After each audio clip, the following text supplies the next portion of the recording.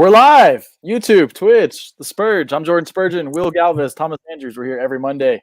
Bring down NFL. Guys, crazy weekend of sports. Major injuries.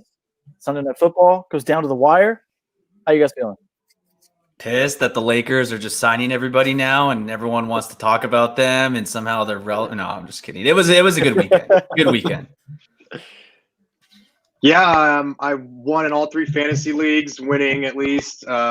A lot of all my teams won. Patriots didn't win, but Tampa Bay plays tonight, so New England South. So Yep. We'll see what happens there.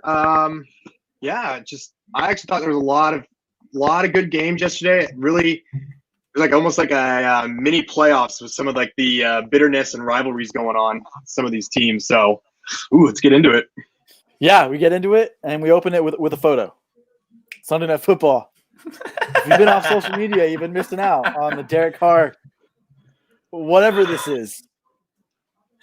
The meme shall continue, and we will randomly throw this photo throughout. But Raiders, despite Derek Carr there, played phenomenal. Derek Carr has a lot of weight on his shoulders, and I think he's been proving people wrong. And for whatever reason, they just match up well against the Chiefs. They made a lot of mistakes in that game, and they still were right there. Until about a minute 47, they score, they get ahead. And we all knew Mahomes was going to waltz down the field, make it look easy. Finds Travis Kelce in the end zone wide open. Ugh. Great game, though. Great game. I mean, pretty remarkable to have to say that this is probably one of the Raiders' best defensive played games. And they had 10 guys come off the COVID list less than 24 hours before the game, too. When they had 12 total guys, they lost, I think, two. Still were missing LaMarcus Joyner, Clelin Ferrell, one of their top draft picks from a couple years ago. For the players to be missing what they had and then what they were able to do, I still think the Raiders are going to be a big player in the playoffs if they can catch some of these teams, especially that extra wild card position for them. I think of the Raiders. Sorry. Go ahead, Jordan. Oh, I was going to say, if I'm the Chiefs, I don't want to play the Raiders again. That's for sure. Well, Thomas is no longer a Patriots fan, or he has a hard time rooting for them. Watching. The comparison I'm going to make is as dominant as the Patriots were the last 20 years, that you kind of like, rock in the shoe was always the Miami Dolphins. Is the Raiders that rock in the shoe for the Chiefs because they always play the Chiefs competitively. I don't know what else to say about Mahomes. I guess there's a reason he's the golden boy of the NFL and why he's going to make $500 million over the next 12 years. He made that look so effortless. I was like, okay, they're going to score. And I would try to put myself in other team shoes. Like, okay, if my team was trying to drive right here, I'd be pretty nervous. But it's like, why would they not score, right? Raiders-wise, are they here for the future? Have we finally got over that stupid narrative where Carr's not on the same page with Gruden? Because he looked like he was on top and in charge of a lot of things last night. And, I mean, if you look at it, a couple drops from the fullback, which I don't understand why the fullback is such a main staple in your offense. But, you keep those drives alive and the Raiders go down and keep scoring and, don't have to put the ball back. I mean, up until the third quarter, I thought the Raiders were out, like, chiefing, like the Chiefs in a way. Like, they've schemed their whole offense similar to the Chiefs. I just think what the Raiders ended up doing too wrong was they got away from the run in the second half. And Josh Jacobs didn't get enough touches. And then you started trying to basically keep up with the Chiefs. You made the Chiefs drive on you. And I think they had almost every drive they had, at least it was over 10 or 11 plays and almost 65 yards every time. And that makes us twofold. What we're seeing with Derek Carr, and the knock on him has always been high completion percentage, doesn't move the ball downfield. They've now got enough pieces on that offense with Henry Ruggs and Nelson Aguilar where they're able to move the ball downfield. And I feel like he's getting more comfortable doing that. So that's good for the Raiders. But you mentioned making the Chiefs beat you, having to drive the ball downfield. I think they're proving this offense can win just about any way. Very similar to those top Patriots teams over the last 2 decades. They can slice and dice you. They can get the ball down the field quickly. And so I feel like that's why they're never out of a game. Like, you can hold them. Like, the Raiders held them a little bit in the first half. But eventually that Chiefs offense is going to come around, and they're going to find ways to win, whether it's explosive 80-yard plays to Tyreek Hill or whether it's 11 yards, slice and dice you all over the field. Mahomes finds the end zone. It's pretty fun to watch right now. Yeah, and then Thomas referenced that fullback. I think it was number 45. Nelson Aguilar had another big drop too. If you want to beat the Chiefs, I'm sorry. Like, my college coach would always say this: the guy who can make that catch and the guy that's playing on Sunday is getting paid. You have to make that catch. There's a reason you're on the field, and we're talking about it. and other guys are on their couch tweeting about it. I think if they make that extends the drive, and that puts even more pressure on Mahomes. Really fast too on the Raiders. I get it that Travis Kelce, those stupid PFF rankings, he's like one out of the best 56 tight ends. The guy on the other team, Darren Waller, I didn't realize how much of an asset that he can be. Does he go? Because if you think about it, sorry, my dog's like waggling all over. If Josh Jacobs gets shut down, I mean, can the offense go as far as Darren Waller goes? There was times that no one anywhere in the vicinity of him was covering him, and he had that wide open touchdown. And they do a lot of good with getting him single matches too. They put him out wide, and they use Still Witten and Moreau, I think is their other one, Foster Moreau, their other tight end. Because Gruden likes to run out of 3 tight ends, and and with the fullback too. I mean, so the target share is up. Derek Carr is spreading the ball around. But if you're an Eagle fan too, you got to really be hating watching Nelson Aguilar really turn it on too for the Raiders. Well, especially with catching him, unlike Aguilar. All the Aguilar memes from last year are coming back to bite the Eagles now. Last thing on Chiefs and Raiders too, before we move on, are we buying into Mayock and Gruden? I know Gruden's caught some flack the last couple of years, and they've made some weird draft picks that have sort of panned out for them so far. Are they the guys that are going to take this team back to being relevant in the NFL? Yeah, I think so. I would say general manager-wise, Mayock and his lisp that I would always hear when he would call Notre Dame games. Yes, I think that he's doing a great job in the war room. And Gruden, there's a reason, I guess there's a legit 10-year plan and why he was signed that long. It just seems like it's making sense. For the longest time, I said that Carr wasn't going to make it to Vegas, and as usual, I was wrong about everything. And I thought they were going to address the QB position in the draft. If they continue to build around these younger guys, I mean, Jonathan Abrams is another guy. Reminds me of like, I hate to put this reference, like a young Sean Taylor, where every play he's trying to hit someone as hard as he can, which is awesome. That Max Crosby somehow is good. Too, he picks up all these personal foul calls too because he's being an idiot. Like the one on Tyreek Hill where he kept the drive alive, and it's just like, dude, he was out of bounds already. Like and you could see at the beginning of the game, like it was chippy from the beginning. And it's just the thing is the Chiefs are the team with the composure right now, whereas the Raiders, I think they have the pieces. They're building an attitude, and a guy like Jonathan Abram, like they say the guy's a complete psychopath out on the field, just yelling and talking all the time. And I think you got to get a few more pieces around that. And I mean, maybe you get, they didn't even have both. I mean, their starting right tackle wasn't in the game. Trent Brown, who's a massive human being. They're missing both their starting middle linebackers. So it was like, you want to see the Raiders do well, and the Raiders doing well makes the whole division seem better because, I mean, as bad as like the Chargers have been for us, I mean, they're probably going to have Offensive Rookie of the Year now locked up because, unfortunately Joe Burrow went down. So, I mean, there's a lot of good things to look forward to, I think. And I think it's nice to see your division being looked at as like a winning division in a way. Yeah, they're not going anywhere anytime soon. Yeah, the AFC West definitely looking up. Next game we got on the slate today, we're going to the NFC South this time. Saints Falcons, 24-9, the Taysom Hill experiment. I'm still not sold. It's the Falcons. Pretty rusty start, but hey, I played him at tight end in one league. I was able to pick him up as a tight end, so I had 2 quarterbacks. Still found a way to lose, so that's fun, but he did give me, I think, 18 points or something like that at the tight end slot. So were you guys shocked by Taysom Hill being the guy over Jameis Winston? Is that a slight on Jameis, or is that more so Peyton trying to prove himself right?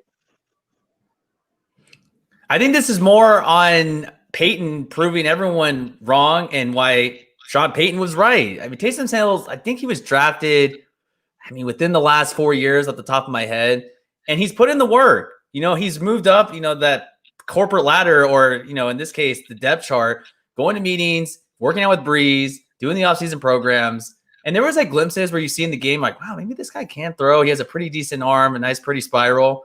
And then you hear the reports and see him on Twitter where like guys were kind of divided. It's like, oh, do they want Jameson? Do they want Taysom Hill?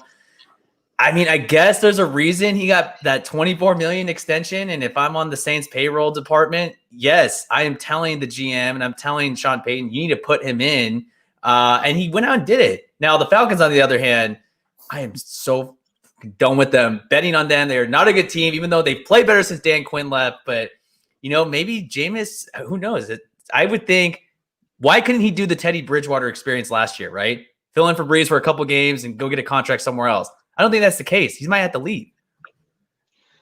I think we need to slow down with the Taysom Hill thing. I think it was 1 week. The Falcons Yeah. are so bad. They are. And you look at the game. His numbers. I mean, yeah, his things is like piled stat stuff look good in the overall in the end game. Alvin Kamara was held without a catch for the first time in his career. 54 games played. He actually scored his first touchdown ever though against the Falcons in this game also. So we see Michael Thomas get a little more involved with some of the RPO stuff, but I don't know if it's sustainable because they need to run the ball if they're going to keep this Taysom Hill stuff up to be able to keep his, his legs fresh because his legs definitely set up his arm, and we saw him try and take the deep shot a couple times yesterday. And he completed it. I mean, I guess the back shoulder fade works too. But you're playing frisbee with yourself in a way. But we saw him get up. He gives his team a chance. And I think what Sean Payton's looking at is maybe they still think Jameis is turnover prone. And I think maybe with Taysom Hill, they feel like the safer play is with him. Let's just run the ball, have him make a decision. Nothing's there. He's going to take off and at least make a play. The dude runs hard. But if it can be sustained for the next, handful of weeks without Drew Brees, we'll see. But if I do think if Jameis gets in, the team will still be really good. Yeah, I feel like Jameis Winston could have done a serviceable job. And sorry if you hear my dog barking in the background. She's going crazy. It's trash day, so that's fun. This is the dog show today. But I think it's the Canine Hour. The Canine Hour on the Spurs. The Canine Hour. Monday Night Football preview. Brought to you by Petco snack treats. And your friends at Cahoots. Oh man, that's great. But yeah, the Saints, I don't know where they go from here. I mean, they're gonna have a chance to possibly start Jameis. Breeze has 11 broken ribs. I feel like every I don't know how he came out for Changes. it. I thought it was 12, now 13. Quick The anatomy board. lesson. I didn't realize there was 24 ribs. I mean, regardless, breaking one would hurt. I mean, can you imagine if he has to sneeze or cough? But who knows? Maybe Breeze this helps, right? And surprisingly, or maybe not surprisingly, they're the number 1 seed, and I think they could be, the beneficiary of that first round bye, trying to get Breeze back because I don't think he's going to play after this season. Yeah, I think last year, obviously he had his thumb injury. He missed 5 games.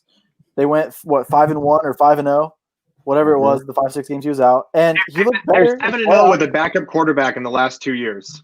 Yeah, and I think, and I don't know if that's necessarily a knock on Breeze, but I think what we saw 2 years ago when they lost in the playoffs, he was just run down that last month of the season. He's not on Brady's level where he can maintain a whole season. So I almost feel like, obviously, rib injuries aren't going to be great for him, but as far as his arm goes, it might help them in the playoffs if they're able to give him this time now and still find ways to win games, which they seemed effective at doing.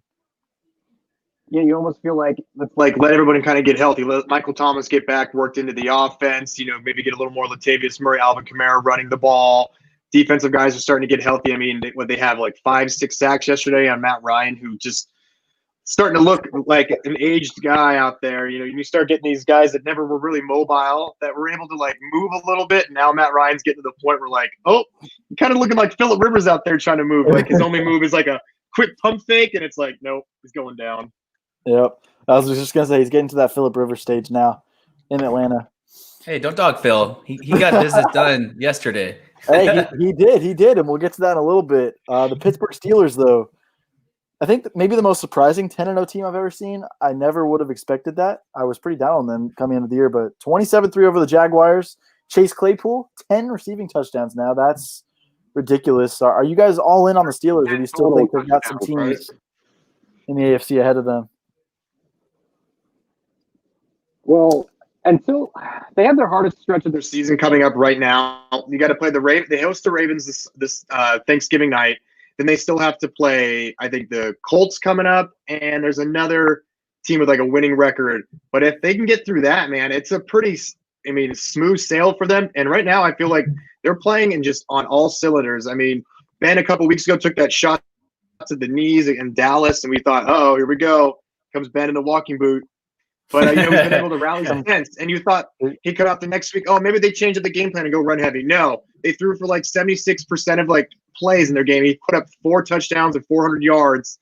And each week we're seeing it. Deontay Johnson's getting almost 15 targets a game. Juju Smith-Schuster's almost an afterthought in this offense. Yeah.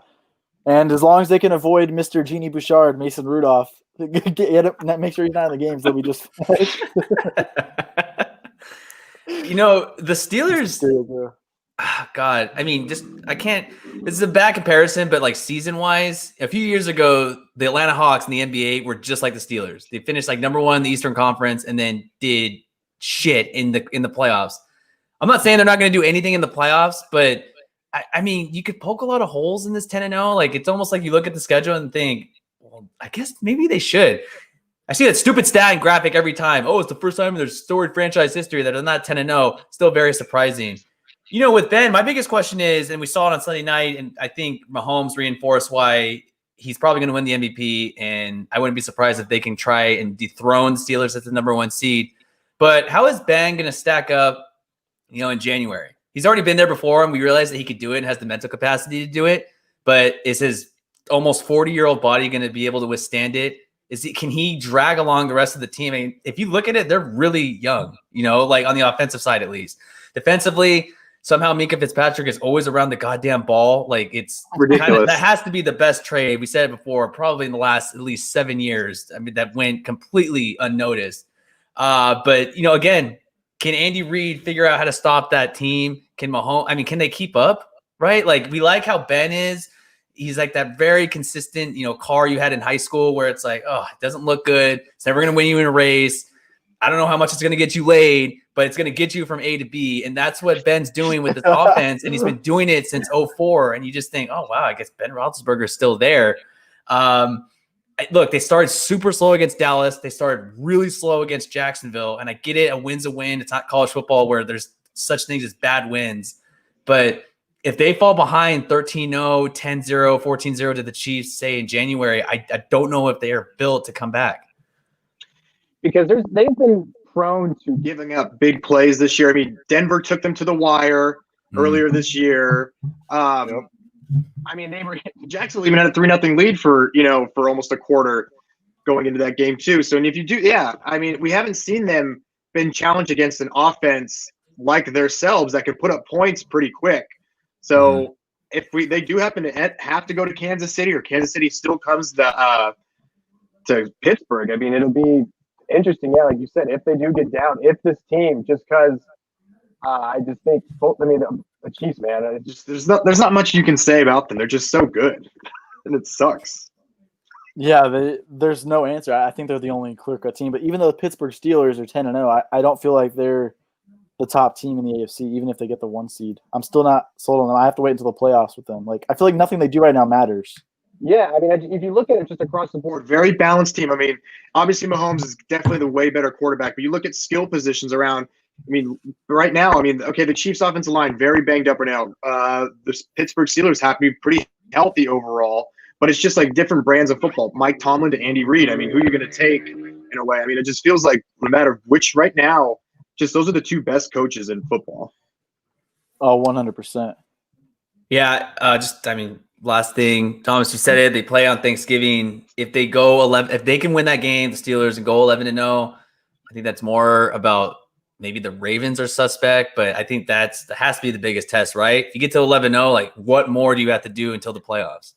You've taken out the Ravens twice. I mean, what else? Like, you basically locked up the division, and I mean, you're probably games. It's ridiculous. And I mean, at that point too, you can almost start resting guys in a way of, I mean, I don't think they ever would, but it's just, it makes you really start to think what's going to happen, especially with only one team getting a bye. I mean, do the Chiefs take, their foot off the gas also if they know, well, we're probably not going to catch them. It's just, we'll have to see. We get the in the hunt bars coming up now every games. Yep, we're there. Playoff football's just right on the corner. Speaking of those Ravens, another loss, this time to the Tennessee Titans. Derrick Henry walk off in overtime.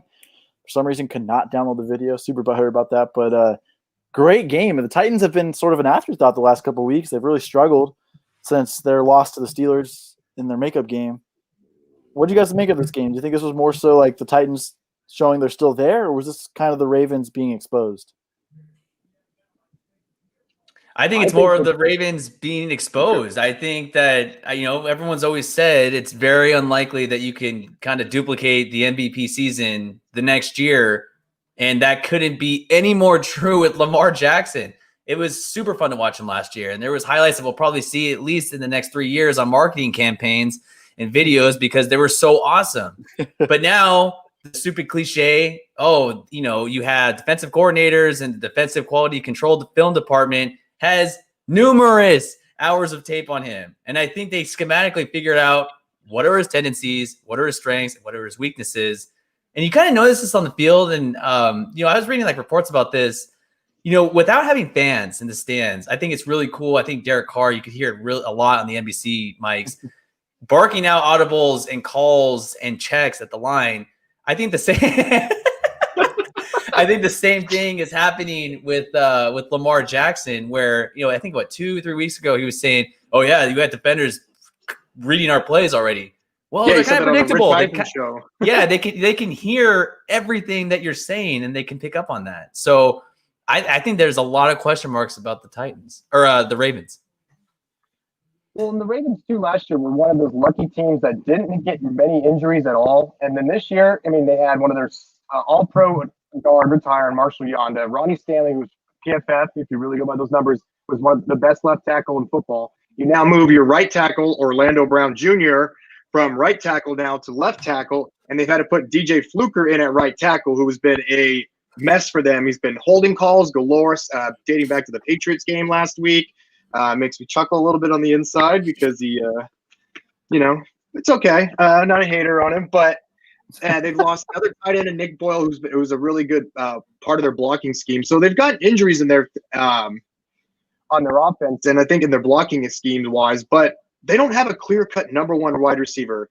Marquise Hollywood Brown is not your number one. Des Bryant made a couple good plays yesterday. Took me back. It felt good to see him on the field. But, Mark Andrews, your tight end, is your number one target, and it's just I think they need to really address getting themselves a number one wide receiver in this coming draft. You know who is a number one receiver or turning into one? A.J. Brown. He went beast mode yesterday. He had a touchdown yesterday that he took the entire Ravens defense with him. There was no bringing him down. That's a game changer for this Titans team, and I sold my stock on them, but I'm back in. They're in first place in the North. I think they got the Colts one more time. If I'm correct, I think they got the Colts one more time, so that'll be sort of the decision maker there. But yeah, play the Colts like twice in 3 weeks.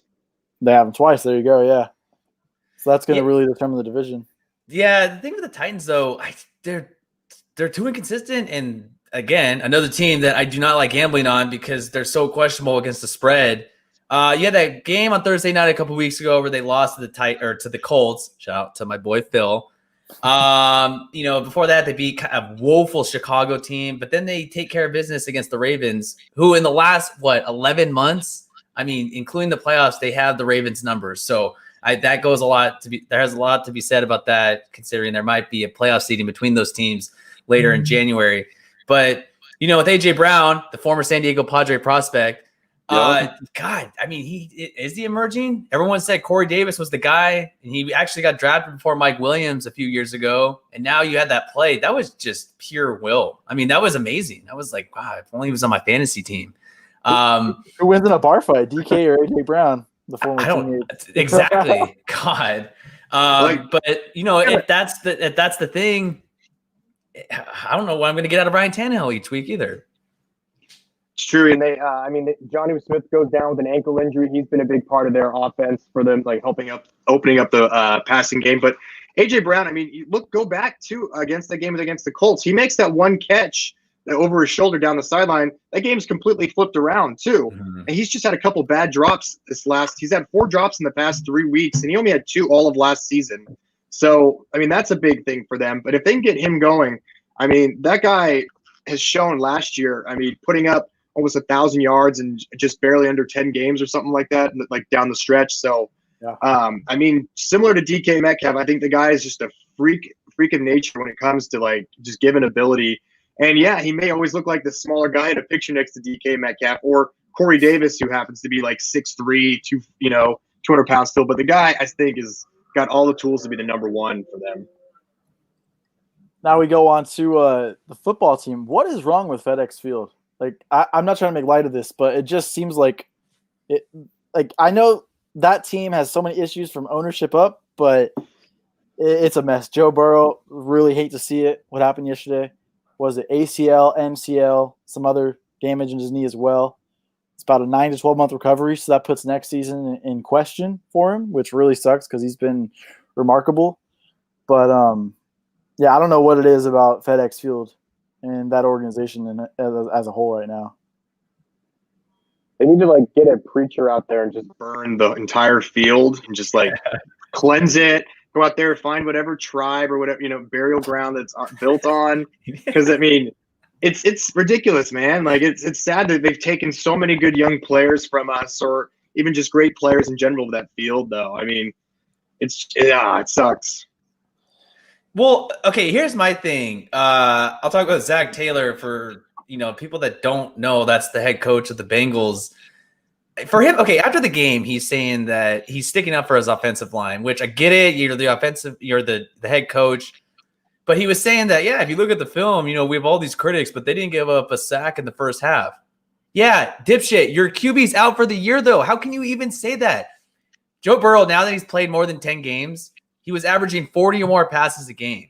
And not to be stat guy or anything, but when you have a $20 million starting quarterback and like a 15-cent offensive line, what were you going to expect? I mean, they've been playing with fire this whole year. How many times have we done this show and we said, God, Joe Burrow got hit like 10 plus times or, 8 plus times. It's only a matter of time.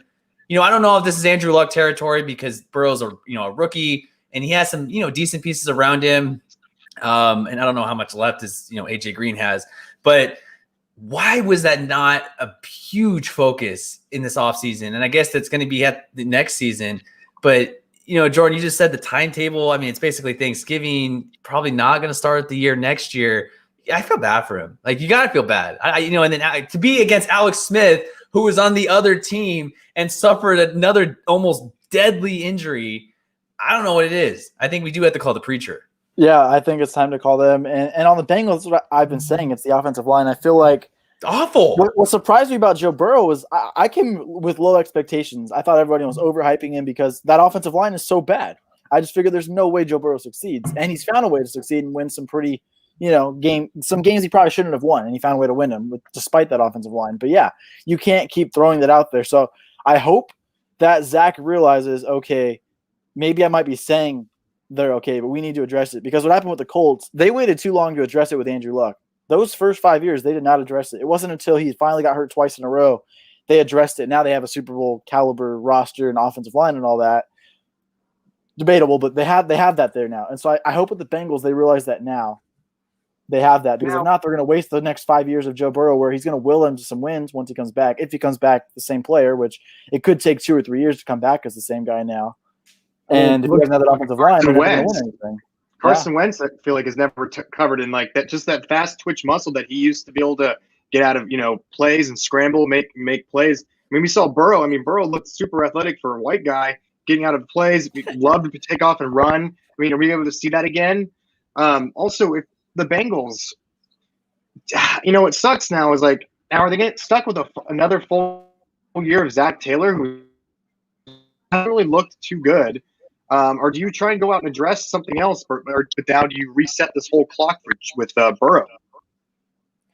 I think the biggest thing is the O-line. Like, there is so many red flags when it comes to them. I mean, I would invest at least the next few picks in the draft and doing that, maybe get a veteran through free agency, whatever. Yeah, and Joe, even though it's just so easy to root for, to come back into his second year, it's going to be near the holidays next year, potentially. I mean, maybe he misses the season because they said it was pretty significant. And it was gnarly. I mean, you saw the play.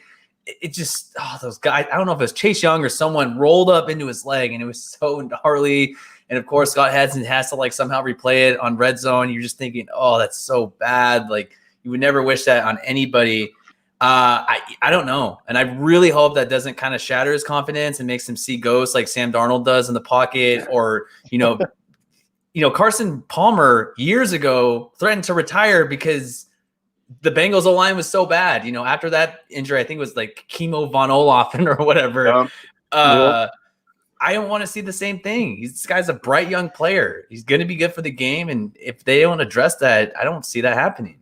And this will get me off topic for real quick, but that throws an idea in my head. This gets me to Trevor Lawrence. If you're him, do you make sure you don't go to a team that has a bad offensive line? Now, the Jets seem to be addressing it. They take Mekhi Beck, and he looks like he's going to be a pretty good offensive lineman. He's already probably their best offensive player at this point. Is that something now that he has to look out for and be like, wow, we've seen the Palmers, we've seen Luck, we see Joe Burrow now. Does he look at it and talk to the Jets and be like, listen, if you really don't make that a focus, I'm going to college for another year? Because if I'm him, I don't want to go into the league and get sacked 60 times my rookie season, have to throw 40 times a game. Yeah, I think with Lawrence, though, I don't know when the COVID's going to go away, and to have a whole nother year of that. If I'm him, I just take the money. But yeah, maybe potentially pull a John Elway, pull a Sheila Manning, and just say, look, I don't want to play for this team, or either address it, in free agency. His biggest thing is leverage in his contract talks. Just pull a Joey Bosa from a few years ago. Just say, I want the offset language guaranteeing the absolute most money. Because if I'm Joe Burrow, I really hope that my agent did that, because you could potentially have a debilitating knee injury that he won't ever be the same again. Yeah, no, I think it could be really interesting. But the football team won that game, so they're still hanging around in the NFC least, 3-7. I will refuse to call it the East the rest of the year. It's the least. The NFC least. That's the name. They might as well change it. But the Eagles. They beat the Cowboys on Thursday. They'll be first place. Exactly. They'll be right there in first place. Right now, the Eagles are still technically in first place, 3-6-1. They lose to the Browns, 22-17. There's not much to say about the Eagles. I've always been down on Wentz, but early in the year, I wasn't blaming him. I felt like a lot of injuries. Peterson's a little questionable, some of his play calls, I feel like, but it's getting really bad with Carson Wentz. What's going on there? I feel like every week we watch him turn in and out of sacks left and right when it's completely unnecessary for him to. I mean, Myles Garrett was out of this game yesterday. He got tested positive for COVID. So I actually kind of thought maybe they stand a better chance because, again, like we talked about, Mekhi Becton probably being the Jets' best player. I think Myles Garrett is probably the Browns' best player overall on their team. And yesterday, the team goes out and has 5 sacks, pick 6, and just has one of their best performances of the season. I mean, if you statistically, still gave up 17 points, but it just I don't know what to say about what Carson Wentz is anymore, because it's just, you go to Jalen Hurts now. Can you, if you're the defensive player on the Eagles, you got to be so frustrated with this team right now. Yeah, I really feel that if Jalen Hurts was ready, he might have been thrown in. So I think that kind of speaks to it. For the Eagles to win the Super Bowl, what was it, in 2017, that season, I don't know what has happened. And I wrote in the notes, kind of reminds me of Wentz. He reminds me of that young, Alex Smith, right? At the 2005 to 11 Smith, multiple coordinators, just shitty talent around him, and really not a good system. I don't know what Peterson's future is as head coach there. Maybe Wentz, it's so hard to believe, and I get that he had the ACL surgery, but it was less than 3 years ago that he was almost the MVP. I don't know what happens. I don't want to give up on him. I don't know why, even though he always screws me in fantasy, but I think he could do well with a different team. Like you said, Thomas, he's just spinning. He's trying to do sexy things.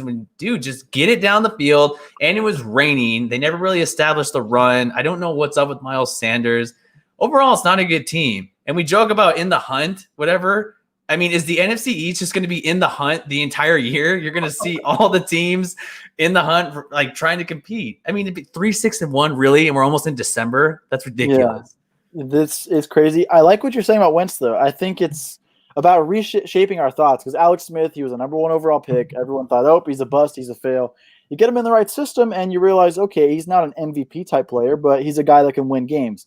Baker Mayfield, number 1 overall pick. We've come to the consensus. He's not an MVP change of franchise guy, but in the right system with the right play calls, he's just fine. I think we have to come to grips with Carson Wentz being in that same mold. Drafted number 2 overall. We know he probably would have won an MVP if he stayed healthy that year instead of Brady. But I think it's time to come to that conclusion that maybe he needs to find the right system, and in that system he can thrive as a game manager with more talent than I think Smith and Baker Mayfield. I think he's more talented than both, but I don't think he's a a franchise-changing quarterback. And I've kind of always felt that way, but I think we're kind of seeing that more and more. Do you think maybe too we're not Giving Frank Wright and John DeFilippo some credit too for maybe being the more offensive geniuses that maybe Doug Peterson isn't quite after all? I mean, unfortunately, it's such a shame that they lost a lot of that coaching staff after the Super Bowl, but that's what happens. And I mean, if you're a good team, you build a turnover to really well, but I don't think they've been able to replace what Frank Wright has done for them. And we've seen how well he's transitioned to Indianapolis. Won games with Andrew Luck, won games with Jacoby Brissett. He's now looking really well with Phillip. I mean, DeFilippo's now jumped around a few different times, but still, I mean, the loss of those, and I just think some of the veteran leadership they've lost too in the back end. I mean, Malcolm Jenkins was like the heart of that defense, and now, I mean, they're playing with still a bunch of just. I mean, you went and traded for Darius Slay, and again, you know, Darius Slay trade. I mean, what has he done? Nothing. It's just it's very unfortunate because it's just some weeks the teams play so well, and it's gonna come down to week 17, and whoever wins that, I think, is gonna win the NFC East. Yeah, I think with this team, I like what you talked about with the coordinators. You see it a lot, and that's why what the Patriots did is so successful. We're moving in coaches in and out. Andy Reid's done it, moving coaches in and out because he has success. But look at the Falcons. to do it. Yeah, and look at the Falcons. That Super Bowl year, Kyle Shanahan, that offense was phenomenal. He made Matt Ryan an MVP player. We've never thought of Matt Ryan as an MVP, and Matt Ryan won MVP that year. They lose Kyle Shanahan. That team hasn't won anything since. They've not even sniffed the playoffs. I think they made the next year barely, but they haven't sniffed anything since then. So I think that's a real thing with the Eagles. One tip pass away from beating the Eagles and never letting them go on that run. Yeah, exactly. But outside of that, they haven't done anything. So I think that's super important to note because I think we talk about how much, this quarterback must suck now. Well, some quarterbacks, they need to have the right coaches and coordinators around them. And that's what Wentz is. He's not a guy like a Luck who can deal with people being overturned, or Brady who had different, for the most part he had McDaniels, but he had other guys in there, Bill O'Brien, and it worked. But I think Wentz needs that guy in there, and Doug Peterson doesn't have that in place right now. Well, you just mentioned the coach and QB relationship. I mean, let's do it really fast for the other team. I thought Kevin Stefanski coming over from Minnesota to Cleveland was really good and it was going to help Baker. My biggest thing is, look, I don't even think they scored an offensive touchdown in the first half. That kid from BYU had that pick six on that awful screen attempt by Wentz. Tucky. God. But other than that, I mean, Baker Mayfield basically just has the best seats in all of Cleveland, right? Like, he is up in the action. What has he done? Like, I'm so happy for Browns fans, and like finally, until they could beat the Steelers, I don't think they're going to be legit. But again, at the playoffs, we can start saying this now in the hunt, and if the playoffs started today, they're in. And this is without OBJ. This is like the post-boat picture. They're ready to go. How much noise can they make? I'm not sure. Yeah, they're right there with the Raiders. I feel like, though, they have benefited the most over the last few weeks because every game they've played at home has been in bad weather, and it's just been the Nick Chubb and Kareem Hunt show. Yeah. And their defense has just been able to really pin their ears back and just rush the passer. So let's see if they can, game not outside of the crazy elements. But is there anything scarier than Nick Chubb running at you with no gloves on? I think the only thing scarier was him running out of bounds last week and ruining the spread. I can knock it over. Oh God. No, he's a load to handle. I mean, even last year, right? Like, we were talking about, God, is Chubb just like the most underrated back? He is Baker's best friend. I really feel like that. As far as he can go is how far the Browns might be able to, because I just haven't seen it. I don't want to bash Baker. I don't want to be the whole coward thing. Like, he's not the guy, whatever. Like, but he doesn't give me a lot to cheer for.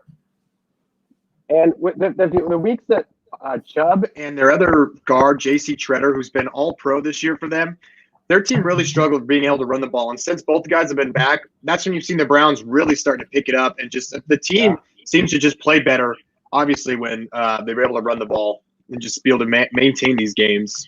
And they are another team that are about to hit their stride with finally getting some, I don't think they play a team with a winning record in 4 weeks. So this is their time to really pad and get some wins to try and get a better seed for the playoffs. Yeah, you've got about 9 teams competing now with more than 6 wins in the AFC, I believe. So the Browns, they've got some games they got to take care of. So without any letdowns, they'll be right there. Jets, Chargers. We can pretty much mathematically eliminate the Jets now. They're done. 0-10. Chargers. They actually beat them. I think this was a trap game. Every game's a trap game for the Chargers. But 34-28, they almost found a way to blow it. They were up 18.5, I think, or something like that. But 28 points to the Jets still feels like a loss. to Joe Flacco, nonetheless, too. Yeah, before we berate the Chargers really fast and the anxiety attack and heart palpitations I suffer every time I watch them, giving up that intentional safety, I was just like, wow, they're just we're gonna lose by one. Yeah, it's like you 2 left points. 1 second just to like really give me an extra heart attack. Like, I honestly, when I was sitting watching that game, I thought we're gonna lose. Like we're gonna lose, and Twitter's gonna be on fire, and they're just gonna be a walking joke again. They got it done. Brighter note though, I think Tom Telesco. I don't know about Anthony Lane, but I think Telesco might have bought another extension for GM, because not only is he gonna get 2 defensive rookies of the year, he's gonna get his first offensive rookie of the year.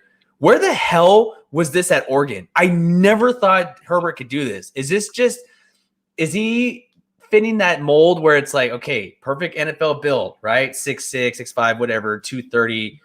He could probably throw it 75 yards in the air off his back foot. Maybe he just didn't have the talent at Oregon. Like I am thoroughly impressed about what Herbert's pulled off. Well, you feel like at Oregon, all he ran was RPOs and threw screens every time in the game, or handed off the ball off read options. And so we didn't really see any traditional, 7-step, 5-step drops for him to actually take his reads all across the field. Where now he's just, Mm-hmm. exactly, just seems to be seeing everybody on the field, and it's great to see. It's just great to see a young quarterback with the arm strength to make all these throws. That he has the most completions of 50 yards or more in the league right now, and that one to Guyton over the shoulder where in the frame for frame, you didn't even see the ball leave the frame because it was just that strong in the air, and that's just got to do something. That's just talent you can't coach. I mean, we talk about Russell Wilson throwing a nice ball, but for it not to leave the screen to travel like that, that's just talent. That's arm strength right there. Yeah, and Herbert, too, coming in with the new hair flow. Less hair flow. Worked out for him, looks like, a little bit. I don't know why he cut it. I was just like, oh, that's not a good move. Hey, but it got to win. It got to win. Maybe that's why. They got to win. Maybe he should just buzz it now. But Well, no, let the strength coach do it. So big football guy. Yeah. Yeah, let Dan Feeney give him a haircut. He get a mullet and a mustache too. No, but I guess a win's a win. The Jets are awful. I just until like the last 5 minutes when Joe Flacco decided to turn it on, I was like, oh great. But the defense, I have no idea what they're doing. Other than Bosa, again, where is Ingram? Never really making any plays unless it's like a whistle's blown. He grabs the ball and runs it 80 yards in the other direction. The secondary, I have no idea what's going on. Thomas, I text you all the time during the game. Have we seen the best of Casey Hayward? Not sure I'm sold on Nasir Adderley, and just the hole that Derwin James has left. I don't think you can fill it. It's like whoever's their signal caller on defense, it just doesn't know anybody else's positioning at all. I mean, we saw a couple great plays. The Trevon Campbell with the nice pick 6, but Joe Flacco just threw a rainbow up in the air. Again, I don't want to go back too far, but Joey Bosa got called with one of the most BS roughing the passer calls. But if it just sucks because we don't see consistency in the NFL. If we're going to call roughing the passer on that, Joe Burrow should have had a flag thrown on him. Yeah.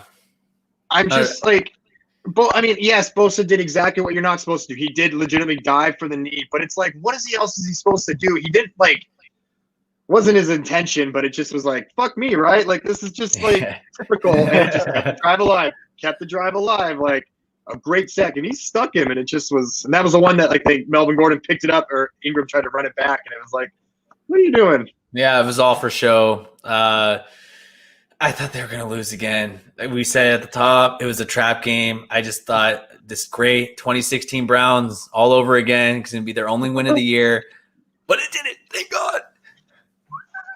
They Can't lose to the Jets. Now the path to 0-16 is still there for the Jets. Yes. Can they pull it off? I think they will. if you're a Jets thing, okay, if we just play Jets fan really fast, wouldn't you want to lose every game? Like at some point, after 0-10, you're like, fuck it, let's just go 0-16. Like I would be pissed if I got a win. And like if you're like the Jets ownership too, like like is Adam Gase really coming back? And at this point, are you more holding on to him just to spite him to make him take every loss? I think they're creatively tanking. Like CBS a couple times kept panning. Yeah, I kept panning over to Adam Gase, and you're like, why are they giving him this airtime right now? You know, for goddamn sure that he's not going to be there next year. I don't know. Maybe he's been friends with ownership and they don't want to do him dirty. They aren't going anywhere anytime soon. I just feel bad for Frank Gore. He's tweeted he does not want to go out without a win, but I think he might be going out without a win. Or he'll keep playing till 2030. He needs to just sit out till his son can come out of College, they can play together on a team. Yeah. Exactly like what Bronny Jr. are going to do. Exactly. That's literally I think all LeBron is waiting for is for Bronny to come out. And wherever Bronny's at, LeBron's going to sign with them. Or make him go to the Lakers because he can make anybody go to the Lakers. Like. Maybe they can smoke blunts together and put it on their IG story as well. Well, hey, just on the lookout. LeBron is ditching the wine and is now got his own tequila. So he's hitting the hard stuff now. Oh, going all in. Putting some hair on his chest. I like it. Taking less a page calories, but taking a page with that. Yeah, Clooney. All right, I like that. Yeah, with Clooney. Now we've got two great catches and The Rock. Exactly. On the rocks. So now we've got I've got to play two great catches. Cowboys, Vikings. We're gonna play both of them. We're to compare. CeeDee Lamb, you're first up. Second and goal. Dalton looking end zone. He throws. What a catch! CeeDee Lamb for a Cowboys touchdown. Now third and goal. Ninth play of the drive. Cousins to the end zone. There is a flag. Did he get his feet? Catch was made by Thielen. It's ruled a touchdown.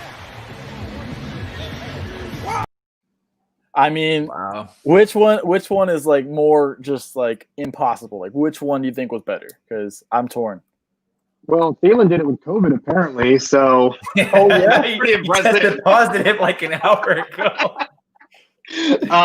I don't know. These The both- CeeDee Lamb one, his body's going in two different directions. I mean, he's doing almost like the Billie Jean lean to the side, Michael Jackson, but he's coming back for the ball, and just the angle to have to look over the shoulder that way. But Will, I mean, you played receiver. I mean, one-handed catches is the most impressive thing because of the concentration it takes to bring it in. Also, Yeah, I think COVID aside, I gotta almost give it to Thielen just because yes, it was one hand, but he got jammed so hard at the line and had to get back on track.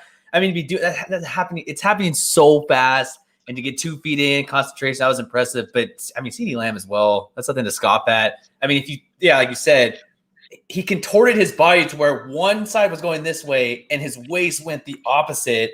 And you're like, how are you doing that in midair? and he had to like look upside down too. It just Yeah. I mean, is that the brightest spot of Jerry's 2020 so far is just getting a fantastic young receiver? I guess welcome back Zeke had a decent game, but I think the biggest thing, what's the guy's name? I'm drawing blank with Skip. Skip Bayless. There we go. Okay. That video, Jordan, I don't know if you have it. I can I probably guess get it right now. you get to a point in your journalistic career where you could just do whatever. And obviously he's made enough money not to give any sort of fuck. But wow, I don't know if I could do that with that song. That was a little much. Got it up, yes.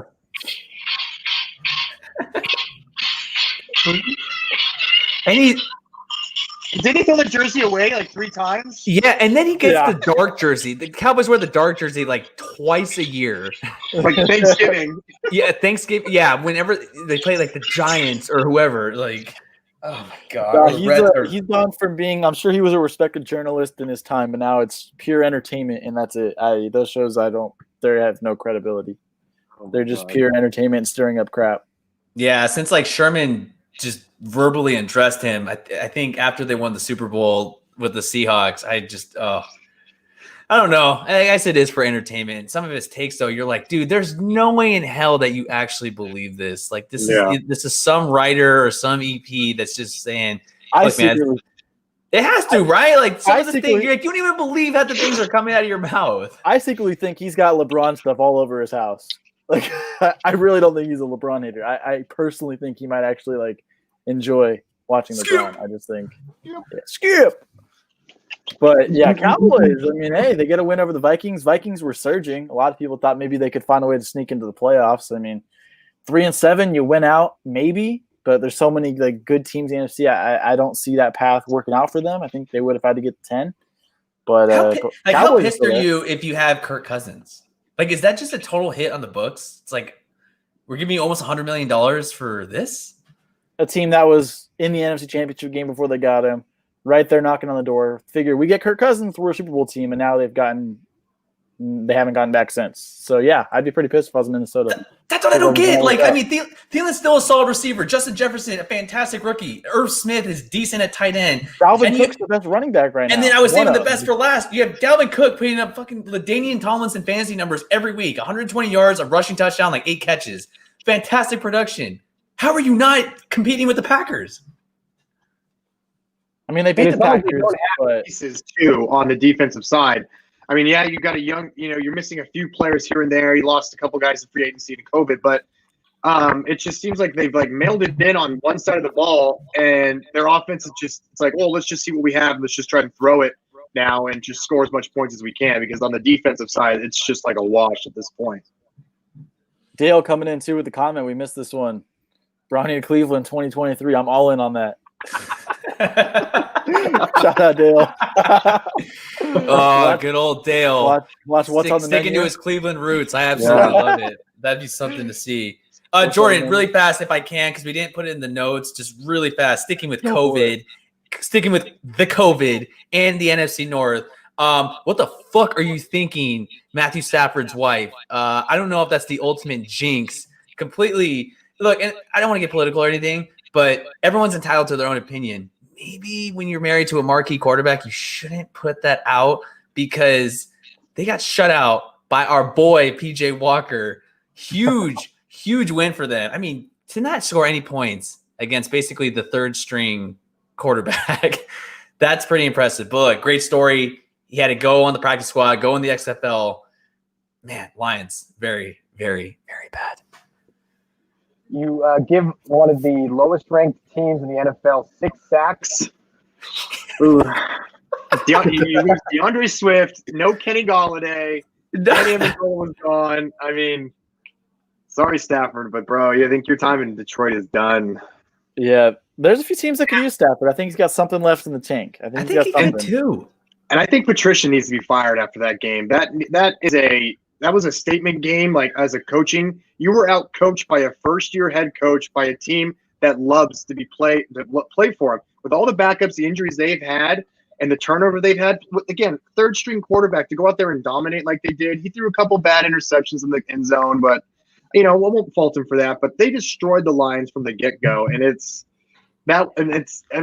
coaching. I mean, that's all you can say. It's just that one team wanted it more than the other. And I just think are we at the point?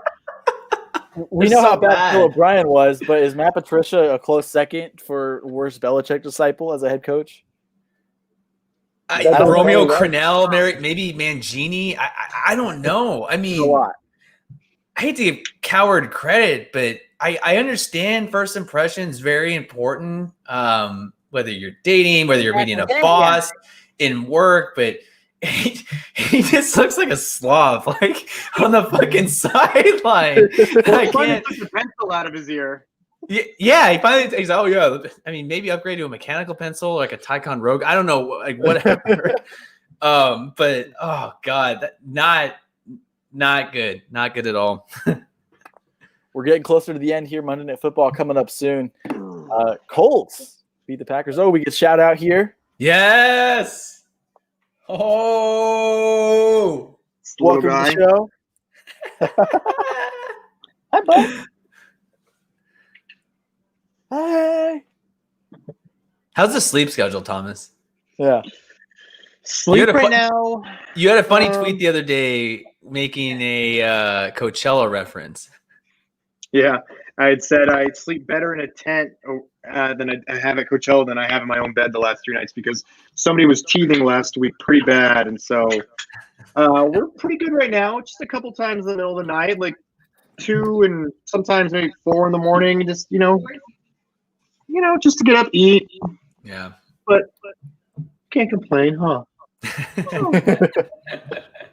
This is the other side of Thomas we all get to see. Love it. The one positive of COVID this year we've had a kid, so that's cool. Absolutely. There's always So we all had positives a everything. kid. Absolutely. But yeah, I think we're pretty much getting near the end here. Any other games you guys want to go over? What do we miss? Packers, Colts. Phil came back, won in overtime. Pretty impressive. Speaking of hot daddies, yes, Phil got the job done, and we got the Colts 7-3. He's going to go to the playoffs. You can't. It's very hard not to root for them. And then the Packers. I understand that you had to go on the road, but you have what everyone said has been probably one of the best QBs other than Tom Brady in the last 15 years, and couldn't get it done. But no, I couldn't be more happy for Phil. Yeah, I mean, for the team to be down 14 at halftime and then their defense only to give up 3 points in the second half is remarkable. Phil played, I thought, a pretty almost like spectacular game. He was one tip pass away from like no interceptions, but I mean, three touchdowns, really using all 3 of his tight ends yesterday as well. Jonathan Taylor finally started to look like a high draft pick that he was supposed to be. Naheem Hines still making plays for them. I think the guy that a lot of people aren't talking about is Julian Blackmon, is their safety that could be defensive rookie of the year, who had that tremendous forced fumble yesterday. And I just think really just made the whole Packers team pucker at that point and just flipped the whole momentum of that game. No, absolutely. Yeah, I'm all in on the Colts. I was in before the season. They've had a couple weird games, but I'm all in on them right now. Texans, Patriots too. The Texans beat the Patriots. Cam looked good. I think he was 8 of 8 on throws of 10+ yards, but the Texans get a victory over the Patriots. So I think safe to say we know the Texans season's done, but safe to say Patriots season's done. We there yet? Yeah, I think you looked at them maybe Trying to just play spoiler to the Dolphins and Bills later on in the season, but and you just kind of just keep playing your guys and just get guys experience. Damiere Byrd looked really good yesterday, set career highs, but again, who is this guy? I mean, one week it's Jacoby Myers, next week it's him. They lost Rex Burkhead for the year, the torn ACL. So, I mean, they welcomed back Sony Michel, and it just kind of seemed like you threw off your whole running dynamic again because, Damian Harris has been leading the way for them, and the team has really leaned heavy on him. And I love Sony Michel, but it just seems like he's struggled ever since that the Super Bowl run they've had, and it just guy just can't seem to stay healthy and get the team going. But the defense, giving up 29 points or more yesterday to the Texans, and then Deshaun Watson. I mean, he accounted for 380 of their 390 yards yesterday too. So I mean, if you're a Texan fan, man, at least you got some very bright upside with your quarterback making plays with a bunch of nobodies out there, essentially. The only thing, Thomas nailed that completely. I have nothing else to add to the Patriots other than, one, it being really weird for them not to be in any sort of contention for the postseason. I mean, my entire life, they've always been good, even with Matt Castle. And second, I let off with the yodeling because Cam's outfits is the only thing I look forward to seeing on Sunday with the Patriots. 100%. It was bad. It looked like he was going to Beer Fest, going to yodeling practice, and going to ride a goat. Incredible. Yeah, Patriots, they're done. But Patriots South, teased them earlier. Buccaneers play tonight. Last minute gambling. Will -4.5 is the spread for Tampa Bay. You taking that? Or are you giving them? Yeah, they are. So they are favored. I'm going to take the Rams though with the points. I really, really hope that Stan Kroenke and Les Snead and Sean McVay and Jared Goff, Aaron Donald, all have frequent flyer miles because this is their 5th time in 9 games going to the fucking Eastern time zone. That is incredible. I really see the Bucks winning, but I can see them covering the spread. Give me the Rams. We talked about this though so far For the season, Brady's getting old. Maybe past his bedtime. These night games, he hasn't played so well in them. But we'll see tonight. I think everybody's healthy for the Bucks on offense. Should be interesting to see, where Jalen Ramsey go. Does he stay with Evans, Antonio Brown, or Chris Godwin? Should be a fun matchup for Brady. This will be his first time facing the Rams since the Super Bowl, too. Yeah, I Or think beat 'em. both teams, a lot of the focus is on the offense. But this year, the Rams have the #1 scoring defense in football. And the Buccaneers have had a strong defense. They've been a little bit weak as of late, but I think this might be a lower scoring game. I'm not sure if I'll take the over on the 48 in this one either. I think this could have potential to be a low scoring game. So I'm picking the Bucks, though. I think they'll win this game. Brady's going to have back-to-back good weeks. I don't see another stinker from him, although the Rams defense does play him tough. But I think the Bucks are going to come out on top. it's going to be the first game too. We We see how the Rams can thrive without Andrew Whitworth at left tackle for them, too. And they've struggled when they haven't had him healthy because, he had that devastating – just got rolled up, too, last week.